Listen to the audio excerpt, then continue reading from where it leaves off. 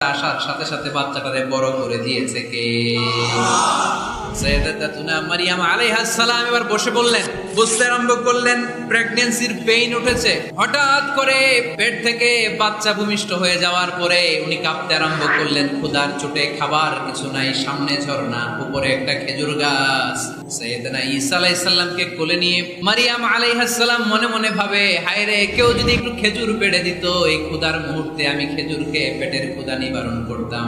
রব্বুল আলামিন মারইয়ামকে উদ্দেশ্য করে আয়াত নাজিল করে দিলেন, ওয়া হুজ্জি ইলাইকি বিজিদইন নাখলাতি তুসাকিত আলাইকি রাতাবান জানিয়া। কোরআন সাক্ষী, হুজ্জি ইলাইকি বিজিদইন নাখলা, এর মানে হচ্ছে মারিয়াম কেউ পেড়ে দিবে না, একটু কষ্ট করে হাতটা উঁচু করে খেজুরের ডালা ধরে ঝাঁকুনি মারো, টস টসে কাঁচা পাকা খেজুর নিচের দিকে পড়বে, তারপর তুমি তুলে খাবে।